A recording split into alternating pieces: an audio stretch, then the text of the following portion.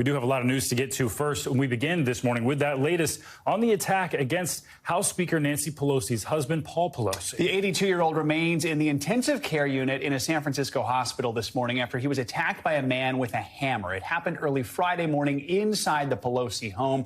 The speaker was not there. She was in Washington at the time of the incident. Now, the San Francisco District Attorney's Office is expected to announce charges today against the suspect in the attack, 42-year-old David DePape. Speaker Pelosi was seen yesterday leaving her home to visit her husband at the hospital. Over the weekend, she released a statement saying the incident left her and her family, quote, heartbroken and traumatized. NBC News correspondent Maura Barrett joins us now from San Francisco with the latest. Maura, good morning to you. We know Mr. Pelosi underwent surgery following the attack, is expected to recover. And over the weekend, we learned some new information about the suspect. So what do we know? Where does the investigation stand right now?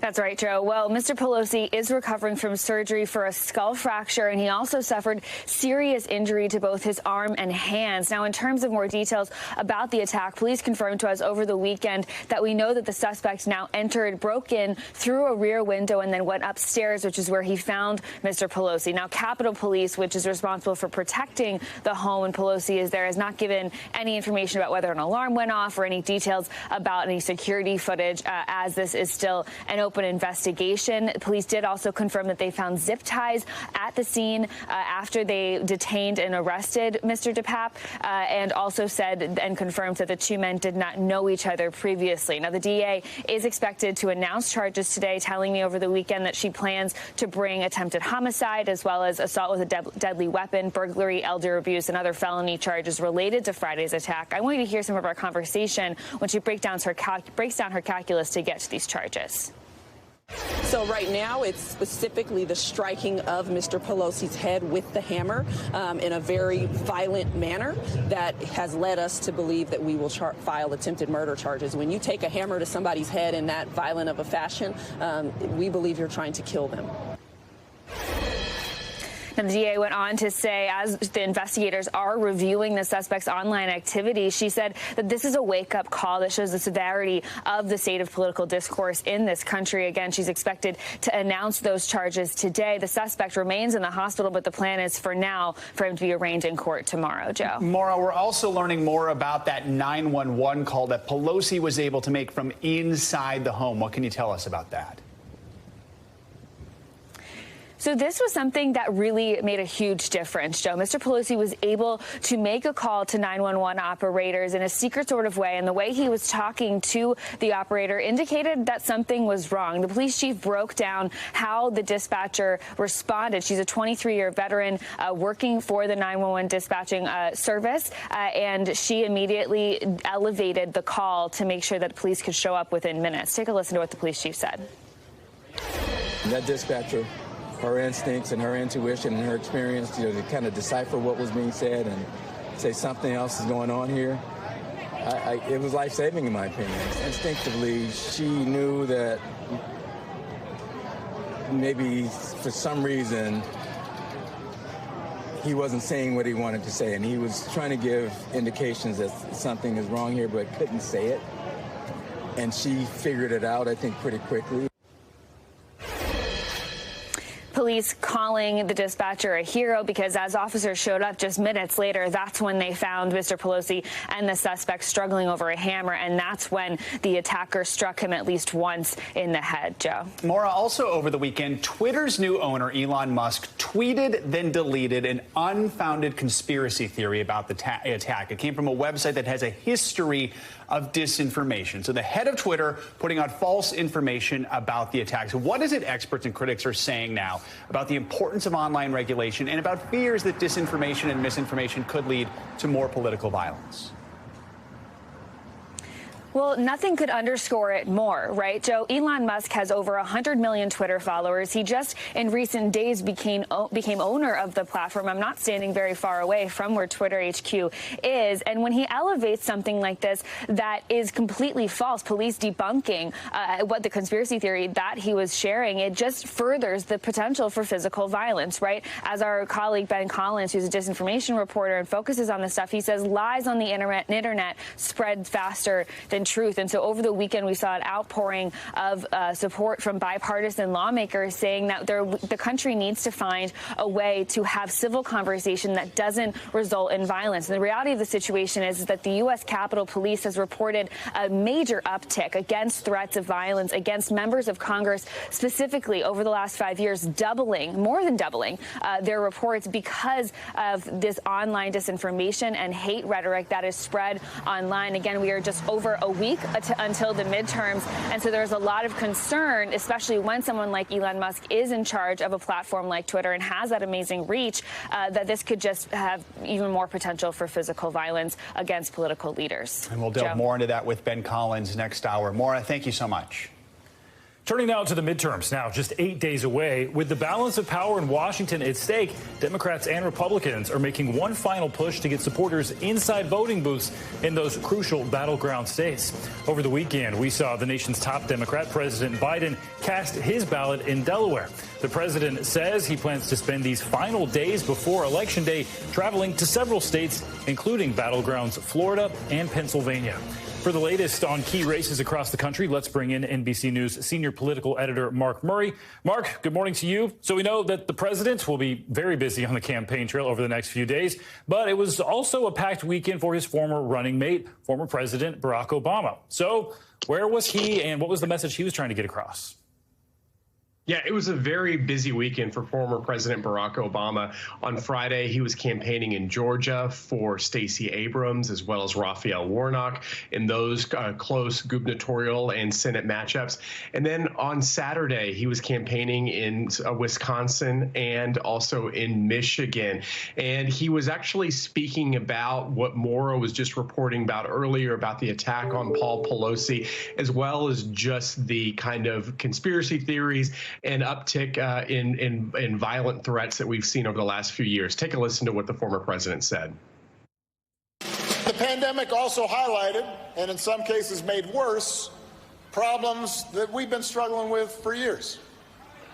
An economy that too often works for those at the very top, but not for everybody else. There was a shift, and this is a long-term trend, but we saw it get worse, of just a breakdown of basic civility, of basic neighborliness, and nowhere did you see it more than in our politics, where suddenly you have politicians doing their best deliberately to stir up division.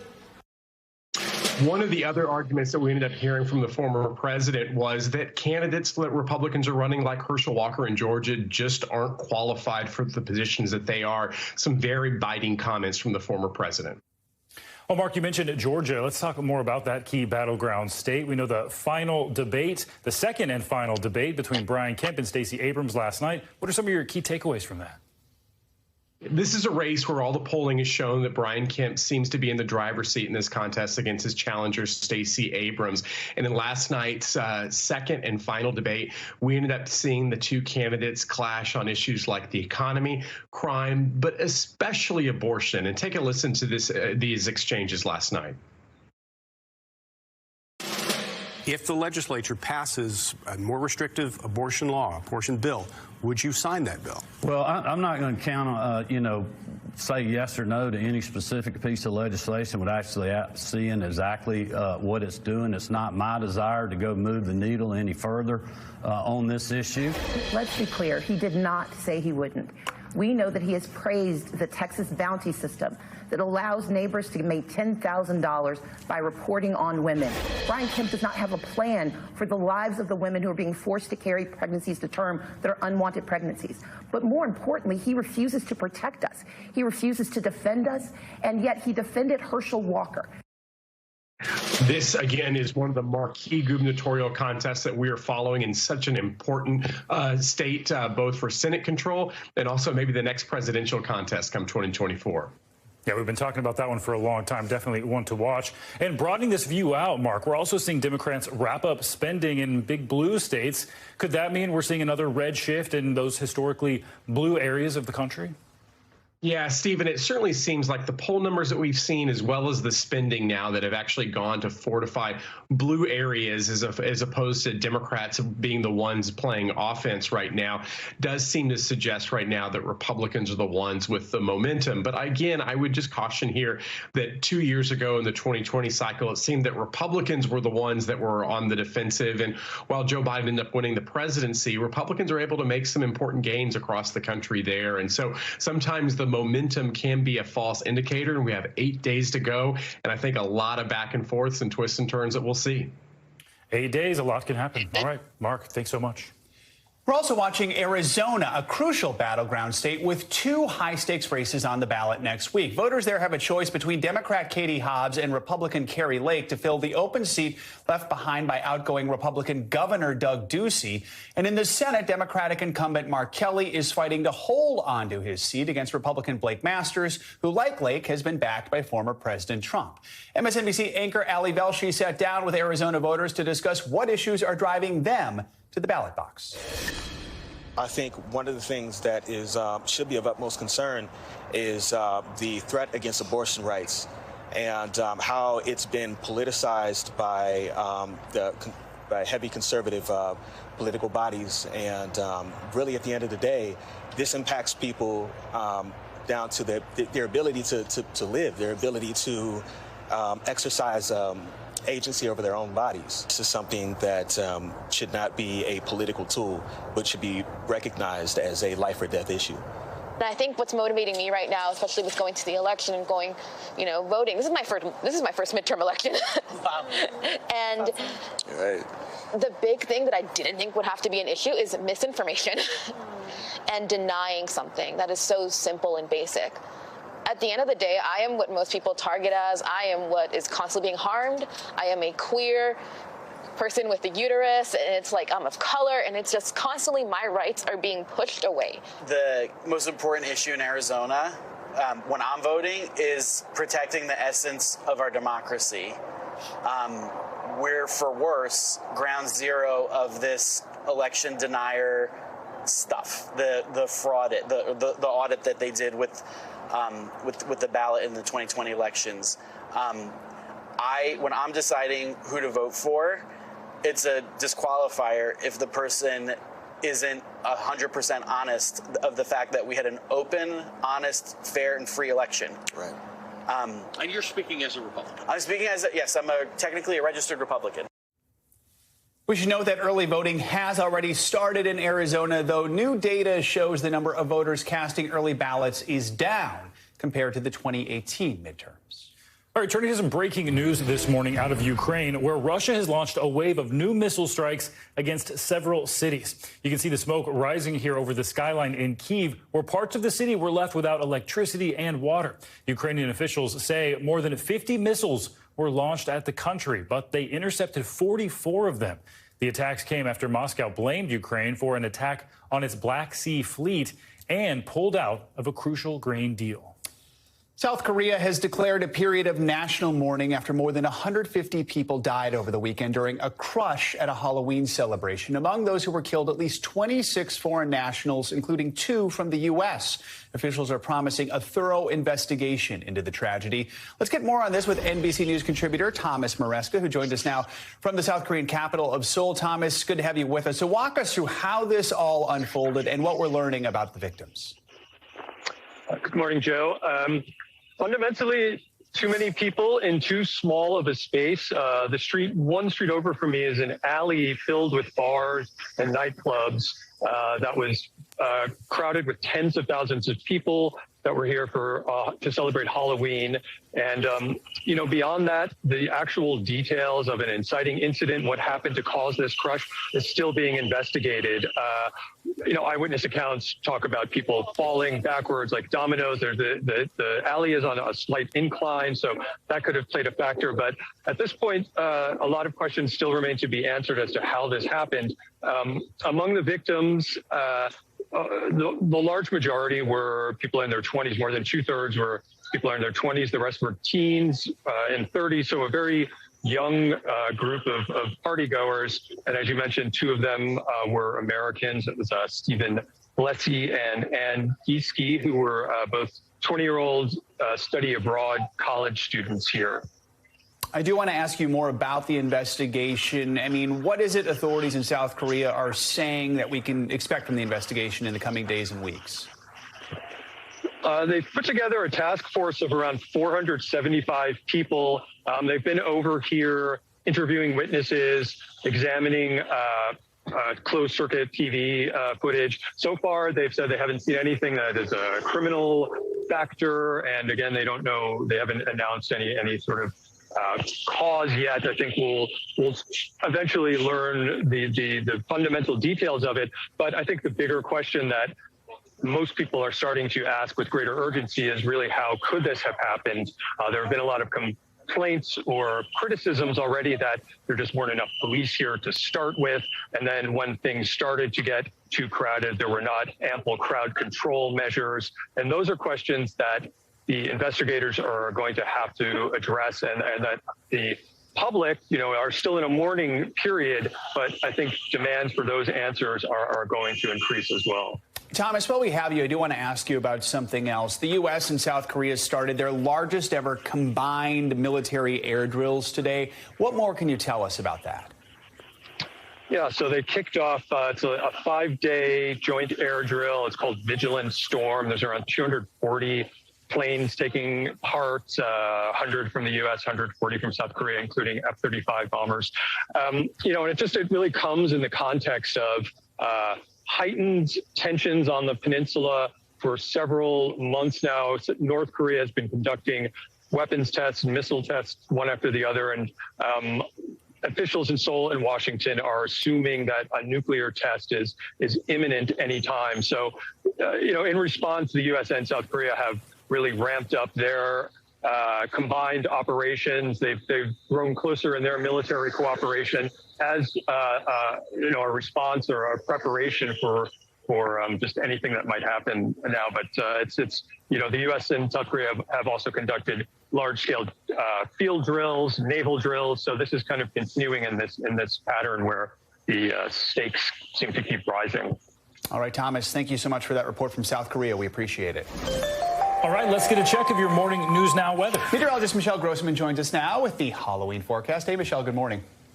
Hey there, guys. Great to see you. And we are looking at some showers and spots on this Halloween, even into the Halloween evening. We have showers this morning stretching from the lower Mississippi Valley into the Great Lakes, the Ohio and Tennessee Valley, also down to the southeast. And you can see on radar where you see those brighter colors.